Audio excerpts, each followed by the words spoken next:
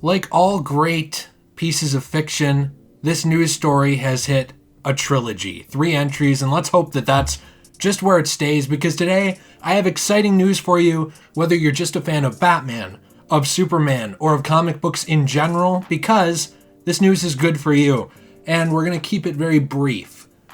Now, Jim Lee, who is actually the sole publisher now and chief creative officer of DC Comics, has come out and actually addressed the rumors about Marvel Entertainment purchasing DC Comics, and this obviously is something that we all wanted to hear his take on, or at least someone's take on, in a position of actual power at DC. Now, before, Jim Lee was actually up there as co-publisher with Dan Didio, but actually after Dan Didio was removed from the company, it's just become Jim Lee. So Jim Lee said, "We've been with Warner Bros. For decades. The actual strategy for DC is to put publishing at the center of what we do. It's the engine of all the movies, TV, cartoons we do. And so it's my intent going forward as the publisher to lean into the collective years of my team." So here's the thing. First off, I think that there's something important here.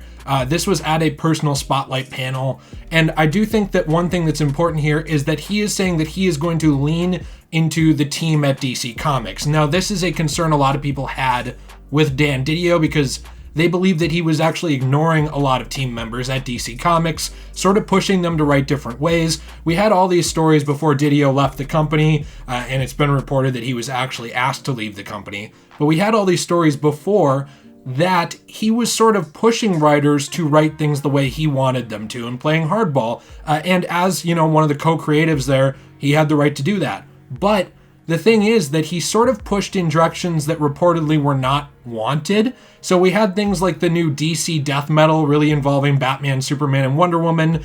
And it was reported that he was actually trying to get Snyder to launch the DC 5G event with that, or to sort of like lean into it. And Snyder didn't want to do that and was resistant to it. Now, some of these are rumors, some of these are things that have just been reported on widespread. There's bits and pieces that we can take as truth and as who knows.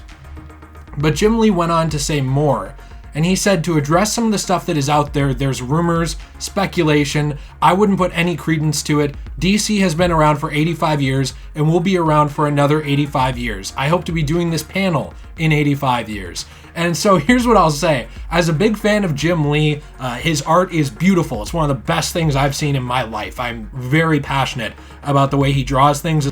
The man is a genius artistically, and he's a great writer too. So for him to come out and actually back this up, as the creative head now, and say, hey, listen, there's nothing to worry about. You guys, your comics are safe, and they're going to be the engine going forward for games, cartoons, and movies. That's fantastic.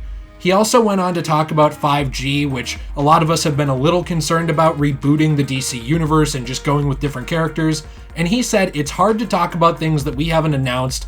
Intention is not to do a line-wide reboot. Our focus in talking to editorial team is to continue what we've done best, character-driven stories, pairing right creators on right characters, and developing characters that are inclusive and diverse. So honestly, what this says to me is that DC is going to stay the same. I mean, they're going to tell quality stories with the characters they have. I would assume there's still going to be a 5G event because, it's pretty late to cancel it.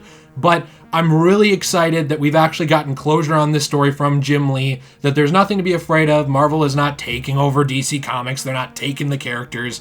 It really does look like Ethan Van Sciver was being sort of alarmist with his reports on this. And frankly, that's something that I tried to convey to everybody watching this the entire time. When we first took a look at this, it was basically like, hey, this is what Ethan Van Sciver, who was a Green Lantern artist, said about the company. What do you think about this? Do you think it'll happen? When we took a second look at it, it was the hypothetical of, okay, if Marvel did take DC Comics characters, what would that do to the industry?